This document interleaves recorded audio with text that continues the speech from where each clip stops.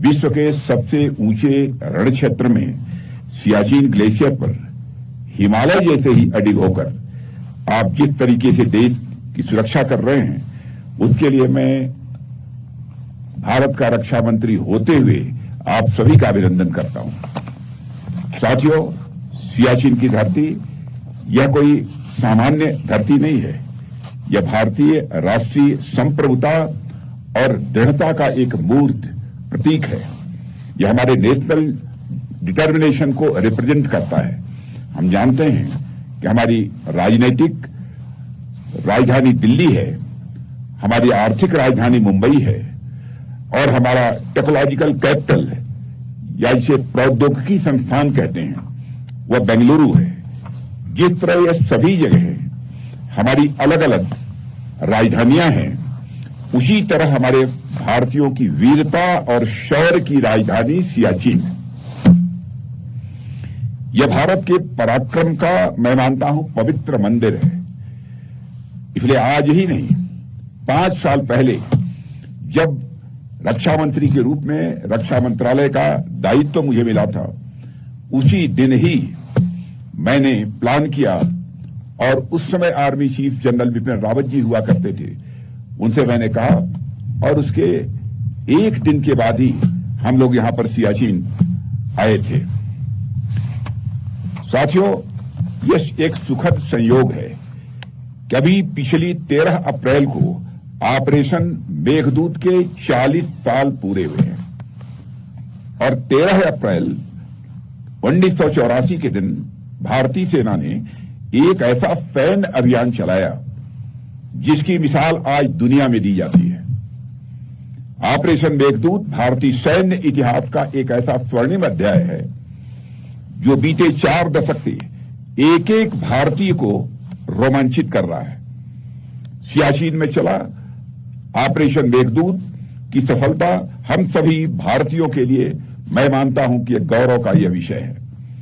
दुनिया के सबसे ऊंचे इस युद्ध क्षेत्र में हमारी सेनाओं ने जो बहादुरी दिखाई है, उस पर समस्त भारतवासियों को नाज है।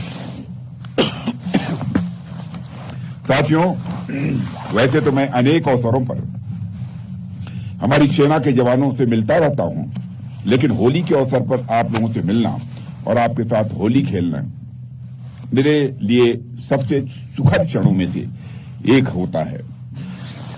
साथियों, उत्सव और त्योहार मनाने का आनंद अपनों के ही बीच आता है। यह आप लोगों का भी अनुभव होगा। भारत तो पर्व और यह त्योहारों का देश है। होली के पर्व पर मौसम खराब होने के कारण मैं चाहते हुए भी आप लोगों के बीच नहीं पहुंच पाया था। इसलिए लेह में ही वहां जो भी जवान मौजूद थे उनके साथ मैंने होली मनाई थी। लेकिन तय किया था कि मौसम क्लियर होने के कुछ ही दिनों के अंदर मैं निश्चित रूप से सियाचिन जरूर जाऊंगा। इसीलिए मैं यहां पर आया हूं।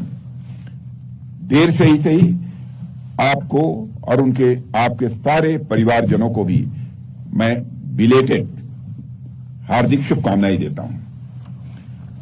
साथियों, आप सभी सैनिक होने के नाते भारत के प्रत्येक परिवार के सदस्य हैं।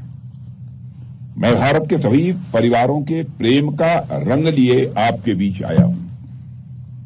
आप भले ही मुझे एक रक्षा मंत्री के रूप में यहां देख रहे होंगे, लेकिन मैं एक रक्षा मंत्री के रूप में नहीं, बल्कि आपके स्वजन के रूप में अपने परिवार वालों से यहां मिलने आया हूं।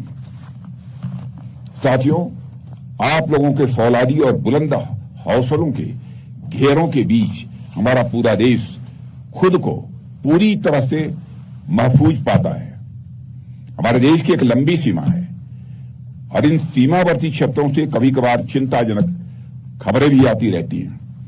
इन खबरों के बावजूद आपको मालूम है कि आपका देश एक खुशहाली भरी जिंदगी जी रहा है और लगातार भारत तेजी से आगे बढ़ रहा है। स्कूल हो या अस्पताल, मंदिर मस्जिद हो या कारखाने, ऑफिस दफ्तर हो या दुकान, सब अपनी अपनी गतिविधियों में व्यस्त हैं, मस्त हैं, क्योंकि सीमा पर आप जैसे बहादुर जवान मुस्तैद हैं। साथियों, आज आपके बीच आकर मैं जो महसूस कर रहा हूं वह मैं शब्दों में बयान नहीं कर सकता हूं। भारतीय सेना इच्छा शक्ति और साहस का मैं मानता हूं कि यह दूसरा नाम है।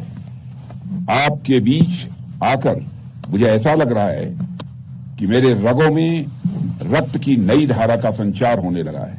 साथियों, आप जिस ऊंचाई पर खड़े होकर इतनी विषम परिस्थिति में देश की सेवा करते हैं वह अनपैरेलल है, वह अतुलनीय है। हड्डियों को कपा देने वाली सर्द हवाएं जब इन वादियों में बहती हैं, जब हर कोई अपने घरों में दुबक जाना चाहता है, तो उस परिस्थिति में भी आप मौसम से लोहा लेकर उसकी आंखों में आंखें डालकर पूरी मजबूती से खड़े होते हैं। इस अटूट इच्छा शक्ति का प्रदर्शन करने के लिए देश सदैव आपका ऋणी रहेगा। आने वाले समय में जब राष्ट्रीय सुरक्षा का इतिहास लिखा जाएगा, तब बर्फीले ठंडे ग्लेशियर में उबाल लाने वाली आपकी वीरता के कार्यों का गौरव के साथ उसे याद किया जाएगा। साथियों, होली के लिए जब यहां आने का प्लान बन रहा था, तो उस समय मुझे एक विचार आया जिसे मैं आप सबसे और आप सबके माध्यम से पूरे देश से साझा करना चाहूंगा। हम सब जानते हैं कि भारत में एक परंपरा है कि जब भी हमारे यहां कोई शुभ अवसर आता है, तो उसकी शुरुआत हम अपने आराध्य देव की पूजा अर्चना के साथ करते हैं। हम भोज भी करते हैं, तो पहले ईश्वर को भोग लगाने की हमारे यहां विधि होती है, उसकी परंपरा है। भगवान को भोजन अर्पित करने के बाद यदि घर में कोई श्रेष्ठ जन आया हो, कोई संत महात्मा आया हो, या फिर पुरोहित आए हों, गुरु आए हों, तो उसके बाद उन्हें भोजन अर्पित किया जाता है। इन सबके बाद ही घर के लोग भोजन ग्रहण करते हैं। यह परंपरा आपके यहां भी होगी। मेरे अनुसार ठीक यही चीज हमारे पर्व त्योहारों पर लागू होनी चाहिए। दीपावली का पहला दिया, होली का पहला रंग, यह सब अपने इस भारत के रक्षकों के नाम होना चाहिए, हमारे सैनिकों के साथ होना चाहिए। पर्व त्योहार पहले सियाचिन और कारगिल की चोटियों पर मनाए जाने चाहिए, राजस्थान के तपते रेतीले मैदानों में मनाए जाने चाहिए, हिंद महासागर की गहराई में स्थित पनडुब्बी में सवार भारतीय नौसेना के नौसैनिकों के साथ मनाए जाने चाहिए। उसके बाद ही लोगों को होली दीपावली जैसे त्योहारों को मनाने में आनंद की अनुभूति होगी। इसलिए मैंने सोचा कि मुझे होली का पहला टीका अगर कहीं पर लगेगा तो हमारे सैनिकों से लगेगा। इसीलिए मैं यहां ठीक होली के एक दिन पहले ही आना चाहता था, लेकिन जैसा मैंने कहा कि मौसम खराब होने के कारण चाहते हुए भी मैं नहीं आ पाया।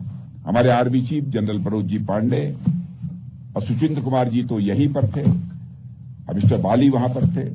पूरी कोशिश की गई, लेकिन आपके बीच उस समय मैं नहीं पहुंच पाया, उसकी वेदना मुझे थी, इसीलिए आज आया। साथियों, तो मैं चाहता हूं कि सैनिकों के साथ ऐसा सेलिब्रेशन हमारी भारतीय संस्कृति का एक अभिन्न हिस्सा बन जाए कि कारगिल की बर्फीली चोटियों पर, राजस्थान के तपते रेतीले मैदानों में, गहरे समुद्र में स्थित पनडुब्बी में, इन जगहों पर हर बार सबसे पहले सम्मान पूर्वक पर्व और त्योहार मनाए जाने चाहिए। यहां हमारे army chief general Manoj ji Pandey भी उपस्थित हैं। मैं चाहूंगा कि आप एयर चीफ और नेवी चीफ से भी बात करके एक नई परंपरा स्थापित कर दें कि भारत में जब भी पर्व और त्योहार हो तो उसकी शुरुआत आप एक दिन पहले देश की सुरक्षा में तैनात जवानों के साथ मनाकर करें। यह हमारा आग्रह है। साथियों, यह राष्ट्र सेवा का आप जो कार्य कर रहे हैं, यह कोई साधारण काम नहीं है, यह एक दैवीय कार्य है। इसका मोल कोई भी कीमत देकर किसी भी सूरत में चुकाया नहीं जा सकता है। यहां सियाचिन की बर्फीली पहाड़ियों में भी आप दुश्मन पर गोली दागने के लिए और अपने सीने पर गोली खाने के लिए तैयार हैं, तभी देश में लोग चैन से हर त्योहार मना पा रहे हैं। रक्षक होने का आपका कर्तव्य आपको देवताओं की श्रेणी में लाकर खड़ा कर देता है। हमारे जितने भी देवी देवता हैं, वह सब किसी न किसी तरीके से हमारी रक्षा ही करते हैं। वैसे ही मुझे लगता है कि दुश्मनों से हमारी रक्षा करते हुए आप सभी सैनिक भी हमारे लिए किसी रक्षक देवता से कम नहीं है। साथियों, मैं पहले भी कई बार कह चुका हूं और आज भी कहता हूं कि आपका, आपके बच्चों, माता पिता यानी आपके परिवार का ख्याल रखना यह हमारा कर्तव्य है और उसके लिए हम हमेशा तत्पर हैं। मुझे यहां बताने की जरूरत नहीं है कि जिस मुस्तैदी से आप इस देश के लिए तन-मन से समर्पित होकर काम कर रहे हैं, उसी मुस्तैदी के साथ हमारी सरकार भी देश की सेनाओं के लिए काम कर रही है और हमारे प्रधानमंत्री मोदी जी बराबर हमारे देश के जवानों की चिंता करते रहते हैं और यहां आते समय उन्होंने भी आपको शुभकामनाएं दी। वैसे होली के पर्व पर उनकी शुभकामनाएं आप सबको मिली ही थी, लेकिन मैं उनकी तरफ से भी आप सबको हार्दिक शुभकामनाएं देता हूं। साथियों, होलिका दहन के संदर्भ में एक कथा आती है, मैं समझता हूं आप लोगों ने सुना भी होगा। जब होलिका भक्त प्रहलाद को लेकर अग्नि में बैठती है, एक दैवी और चमत्कारी वस्त्र ने भक्त प्रहलाद की आग से रक्षा की थी। उसी वस्त्र की भांति आप देश के दुश्मनों की शत्रुतापूर्ण आग से देशवासियों की इसी प्रकार से रक्षा करते रहेंगे। इसी दृढ़ विश्वास के साथ मैं एक बार फिर से आपको और आपके परिवारजनों को देर से ही सही होली की ढेर सारी हार्दिक शुभकामनाएं देता हूं और इसी शुभकामनाओं के साथ आप सभी को धन्यवाद देते हुए अपना निवेदन समाप्त करता हूं। बोलिए भारत माता की, भारत माता की, भारत माता की। बहुत बहुत धन्यवाद। अब मैं मुख्य अतिथि महोदय से अनुरोध करता हूं कि वे जलपान के लिए प्रस्थान